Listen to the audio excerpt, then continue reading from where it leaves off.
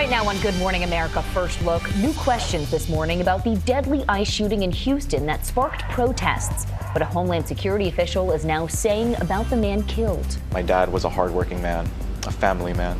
As his family speaks out. Tensions run high in the Middle East as Iran's former supreme leader is buried after a multi-day funeral.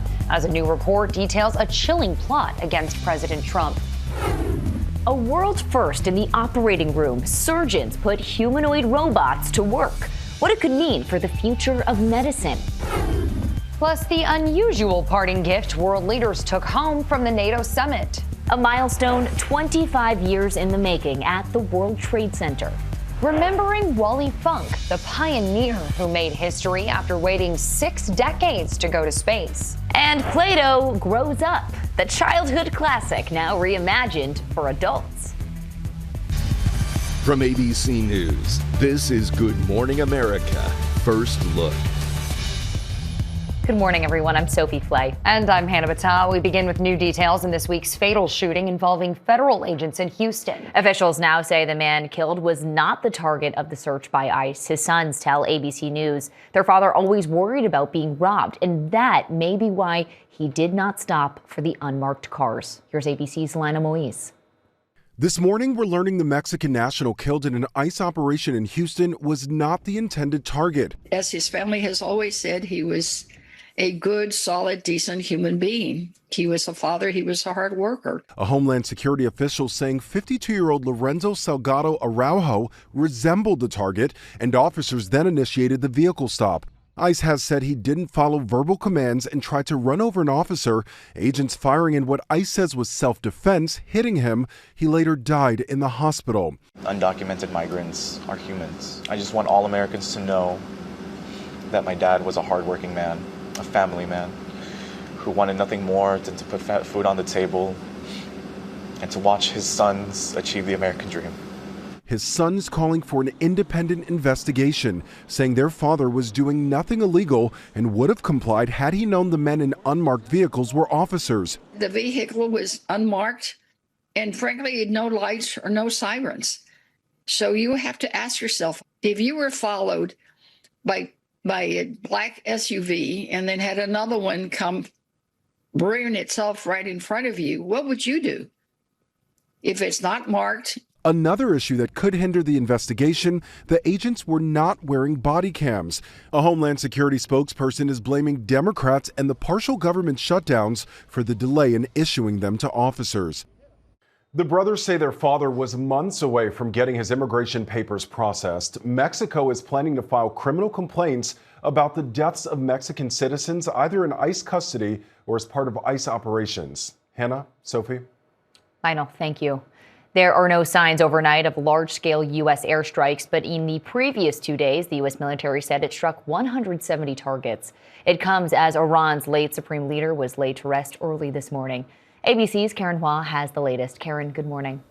Sophie, good morning. A White House official says the U.S. is committed to finding a resolution, and technical talks with Iran are still ongoing despite days of back-and-forth attacks. This morning, tensions remain high in the Middle East after days of escalating U.S. and Iranian strikes. The U.S. now expanding its targets beyond military sites, striking a railroad bridge that Iran says it quickly repaired. Iran responded with its own wave of missiles and explosive drones, targeting U.S. forces across the region, including Bahrain, Kuwait, and Jordan. The U.S. saying it intercepted those attacks as anger inside Iran grows. On the final day of a 6-day funeral for former Iranian Supreme Leader Ayatollah Khamenei, who was killed in a joint U.S.-Israeli airstrike at the start of the war, massive crowds of mourners filled the streets. Some chanting threats against the president while carrying banners reading, "We will kill Trump." The Wall Street Journal reporting Israel recently shared intelligence with the U.S. about a new Iranian plot to assassinate President Trump. At the NATO summit in Turkey earlier this week, Trump spoke about Iranian threats against him. They want to take out the U.S. leader, me. I'm on every list. I saw things this morning. I'm on every single one of their lists. Those comments came shortly before the president departed Turkey in the older Air Force One plane, instead of the newly retrofitted jet gifted by Qatar. Earlier this week, sources told ABC News the Secret Service urged the president to make the switch out of an abundance of caution amid the escalation with Iran. Now, gas prices are going up after weeks of relief, up 5 cents in the last day. The national average is now at $3.85 a gallon. Sophie? Karen, thank you. World leaders departing this week's NATO summit in Turkey were given a surprising parting gift. Their host, Turkey's president, gave each leader a revolver engraved with their name, along with some live ammunition. Canada's Prime Minister Mark Carney joked that his gift didn't quite measure up. It's not what I expected. Struck me that my gift of maple syrup kind of undermatched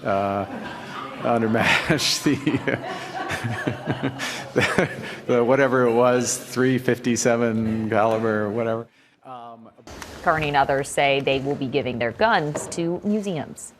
Federal prosecutors have charged 3 more people with destruction of property for allegedly removing pieces of blue paint from the reflecting pool at the Lincoln Memorial. All 3 pled not guilty to the misdemeanor charge. Former U.S. Olympian David Hearn pleaded not guilty Thursday to a felony charge. Prosecutors allege he caused more than $1,000 in damage to the pool. His attorney says, quote, "It is not a crime to touch the reflecting pool." A milestone in Lower Manhattan 25 years after the September 11th attacks. Crews broke ground on 2 World Trade Center, the last commercial building to rise in the footprint of the fallen Twin Towers. The 55-story tower is set to become American Express's global headquarters and is expected to be complete in 2031. There are critical new details in the hearing for Tyler Robinson, the man accused of killing Charlie Kirk. Yesterday, Robinson's former romantic partner revealed what the suspect allegedly said the day after Kirk was killed. Kano Whitworth reports. The whole truth and nothing but the truth. So help you God? Yes.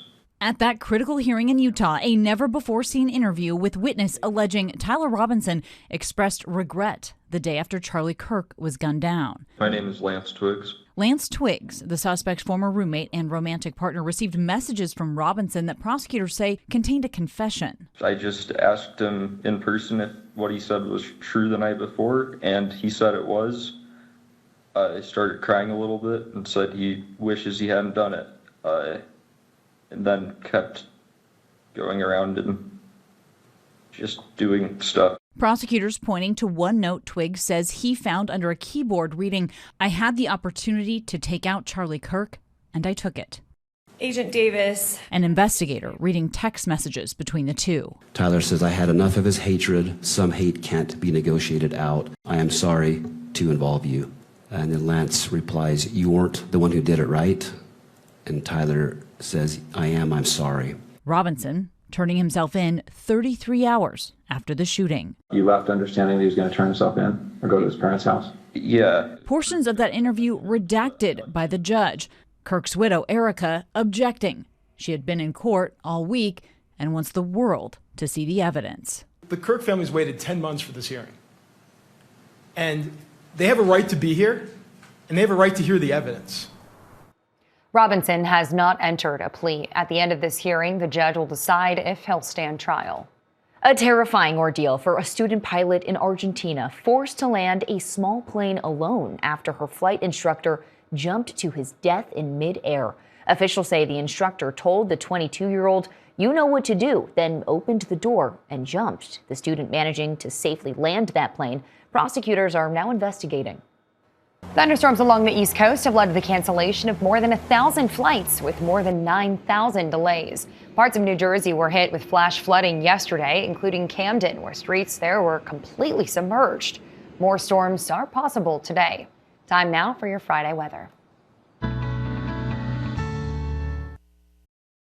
Good morning and happy Friday. We're watching another day of hot and humid weather across the southeast. Extreme heat warnings in effect for coastal South Carolina. Heat index values up to 110 in a place like Charleston. Heat advisories in effect to northeastern Florida. Also, we're talking about northwestern Mississippi and eastern parts of Arkansas. And this will continue well into the weekend as well. It's a long duration heat wave with very little relief at night. Speaking of heat, check out the west.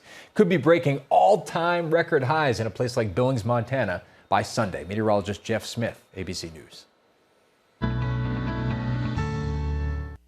Coming up, robots making history in the operating room. Also ahead, an Air Canada plane slides off the runway. We hear from the terrified passengers on board. And later, Dwayne "The Rock" Johnson on the brand new Moana live-action flick and what he's saying, plus what he's singing. Back with an Air Canada plane that slid off a rainy taxiway. The flight had just arrived in Montreal from Los Angeles. Passengers say it took 3 hours to get everyone off the 737. The airline says no one was hurt. One passenger called the ordeal terrifying. Pouring rain, the second this plane hit the ground, I knew something wasn't right. We were skidding, and next thing I knew, there was smoke and grass and dirt right next to the window. Air Canada and Canadian transportation officials are investigating. Now to a world first, humanoid robots stepping up to the operating table, guided by surgeons through real operations. And researchers say it's just the beginning. A new kind of robot is scrubbing in. For the first time, surgeons at UC San Diego have operated through humanoid robots, removing gallbladders and 2 procedures on pigs, a key step before any human trials. As a proof of concept, it absolutely worked. The robot is 5 feet tall, with a head and arms, and kind of looks like a human. And it has a nickname. The robot nickname is Sergi, and I think maybe you can understand why the name Sergi. Sergi is not like the robotic systems already in operating rooms, machines that require a lot of space. Sergi fits anywhere a person can, and that's the point. The space constraints didn't exist like in traditional robotic surgery. It was a human-type bedside assistant, so it just fit into the space that we're traditionally used to being in for laparoscopic surgery.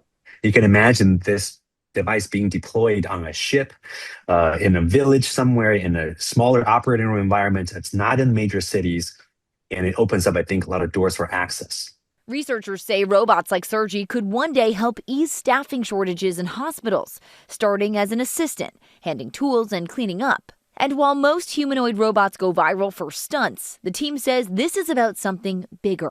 Humanoid robots being used for doing things like backflips and kung fu, things that ultimately aren't helping society. And we as a team knew that with some technological development, we could show a role for humanoid robots to actually help benefit society and help people. The robots aren't ready for hospitals yet, but researchers say that day is coming. With this study, I believe we've shown that it is possible to use humanoid robots in an operating room to do real procedures that can eventually save lives. The team is now exploring operations from even farther away, hoping to one day reach patients in remote communities.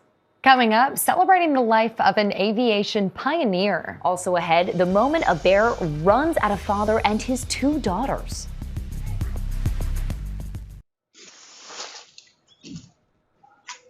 Back now with a terrifying run-in with a bear caught on camera. This happened on July 4th in Lake Tahoe. 2 girls spotted the bear digging through the trash in the garage. Then it started to move towards them, their father grabbing bear spray, scaring it off as it rushed him. Nobody was injured. An Idaho man is still recovering 6 weeks after being bitten by a rattlesnake in Northern California. He was in the ICU for part of that time and had to get dozens of vials of anti-venom, so much anti-venom, in fact, that the hospital ran out, and he had to be airlifted to another hospital for more doses. He says he's almost fully recovered and hopes to be back to work soon. Aviation pioneer Wally passed away earlier this week. She spent 6 decades waiting for her shot at space, and when it finally came, she made history. Here's a look back at her remarkable life. She was the trailblazing pilot who became the oldest woman ever to fly in space. Wally Funk's adventure started in 1961. Funk, the youngest of the Mercury 13, a group of women who aced the same grueling tests as NASA's male astronauts, only to be told the program would be canceled. I never had any bad feelings. I knew I was going. Sometime I will go. So she broke barriers in the sky, becoming the FAA's first female inspector, then the NTSB's first female crash investigator. And as a flight instructor, she trained more than 3,000 pilots. And in 1995, reunited with her fellow Mercury 13 pioneers. Then, in 2021, 6 decades after that first no, Funk finally got her yes. We're going to fly you up into space on the very first flight. That's your Amazon founder Jeff Bezos surprising the then 82-year-old with a seat on the maiden crewed flight of his Blue Origin rocket.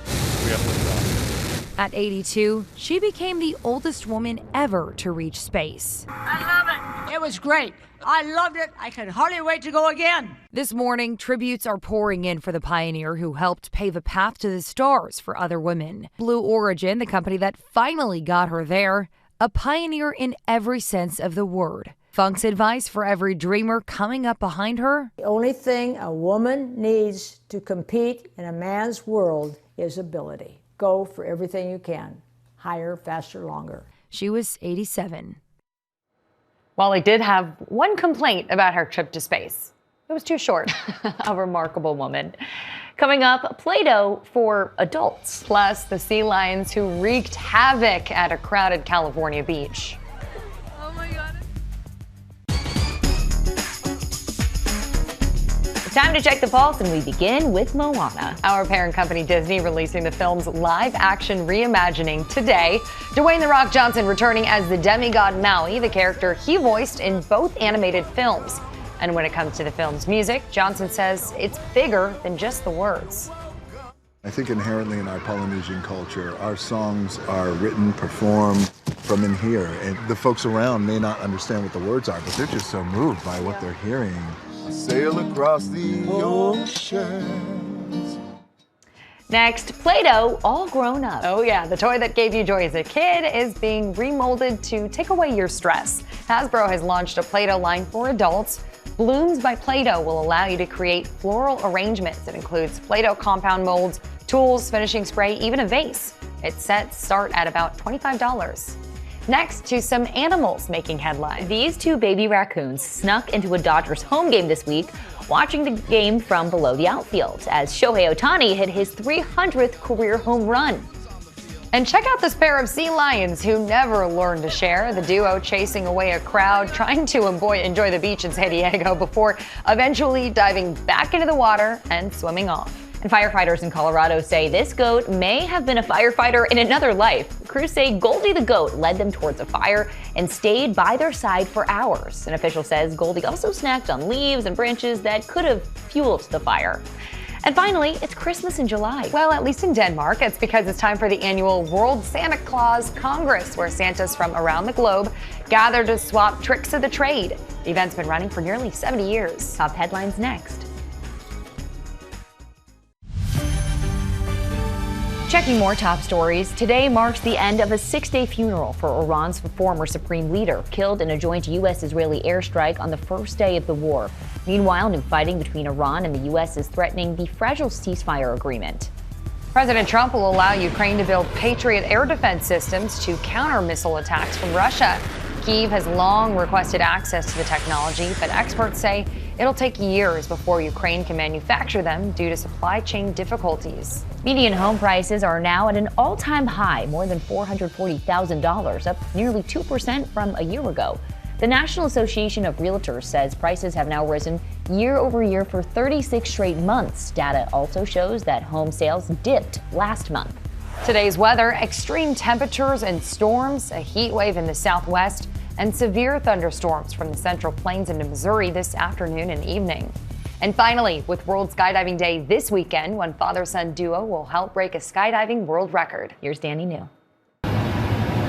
How often do you see a son piloting an airplane and then his father skydiving from it? You know, my dad and I used to just play catch. How exciting! In honor of World Skydiving Day this weekend, we're meeting Justin and Joe Silvia, a father and son duo with about 30,000 miles of skydiving between the two of them. I think skydiving has really put us on a great footing. You know, it changed my life, and now it's, formed his. At 64 years old, Justin has been skydiving for more than 40 years as he runs Chattanooga's skydiving company in Tennessee. His longevity in the sport is quite shocking at first, until you learn skydiving is in his blood. What do you think of when you look at this photo? Oh, just history and how dangerous that looks. Pictured there is Justin's father, a.k.a. Joe's grandfather, who served in the 82nd Airborne just after World War II and began skydiving in the 1960s. He passed away about 15 years ago, but look at this. In 2000, before he died, Justin made sure to send his dad a VHS tape of the first time he ever took Joe skydiving when he was only 12 years old. What did he say when he saw this? Oh, he was in tears. We'll fast forward a bit, and now on Saturday, Justin and Joe are going to channel their family history into making history. Happy World Skydiving Day! For the third year in a row, the United States Parachute Association and other organizations around the globe will try and break the record for most reported skydivers in one day. In 2024, they hit more than 30,000 reported jumps around the world. We're celebrating this day because this has changed so many people's lives. And guys, that skydiving record attempt does include novices who just want to latch onto somebody and tandem jump. So if you want to skydive for the first time ever on Saturday, it could be part of history, guys. I'll leave it to them. That's your GMA First Look. Have a great day.